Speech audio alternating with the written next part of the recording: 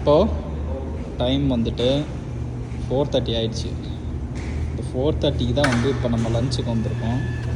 இப்போ நம்ம அந்த ஷாப் பேர் சீலேண்ட் ஃப்ரெஷ் ஃபிஷ் ரெஸ்டாரண்ட். இங்கே ஃபுல்லாக வந்துட்டு ஃபிஷ் கிரில்லு ப்ளஸ் நிறைய ஐட்டம்ஸ் இருக்குது. நாங்கள் என்ன ஆர்டர் பண்ணோன்னா இந்த ரைஸ் ப்ளஸ் இந்த ரைஸ் ஆர்டர் பண்ணியிருக்கோம். அது போக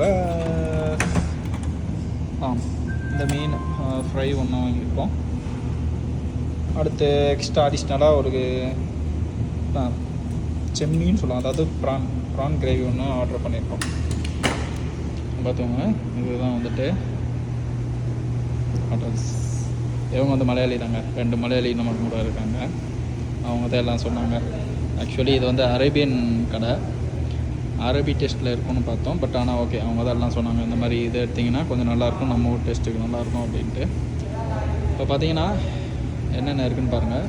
ப்ரான்ஸு, அடுத்து ஒவ்வொரு ஃபிஷ்ஷாக வரிசைக்கு இருக்குது. சொல்ல எனக்கே ஃபுல் நேம் தெரில. எனக்கு தெரிஞ்சது 3 ஃபிஷ் தான். அந்த 3 ஃபிஷ்ஷில் நாங்கள் நாங்கள் சாப்பிட்றதுக்கு ஆர்டர் பண்ணோம். இங்கே ஒர்க் பண்ணுற மேக்ஸிமம் எல்லாம் அரபிஸ் தாங்க.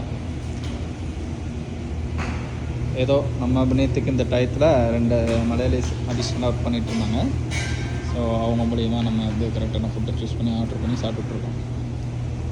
ஹோட்டல் என்விரான்மெண்ட் நல்லா இருக்குங்க, வேறு லெவலுங்க ரெஸ்டாரண்ட்டுங்க.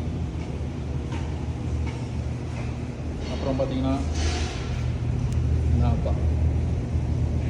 அல்பகா இன்னும் நாங்கள் ஹபா போகலை. ஹபா நாளைக்கு தான் போகிற பிளான் பண்ணியிருக்கோம்.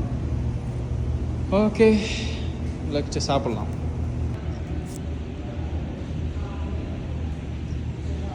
எதுக்கு வச்சாங்க நமக்கு மீனா தெரிஞ்சவங்களா? வீட்டிலேருந்து 15 கிலோமீட்டர் தான் அது டிஸ்டன்ஸு. ஏன்னா இப்போ இந்தளவு சாப்பிட்டா போதும் வச்சு. ஏன்னா நைட்டு டின்னர் வர சாப்பிட்ணும். சாப்பிடுவோம், இதுவே ஹெவி. சரி, இப்போ இதை எப்படி சாப்பிட்றோம்?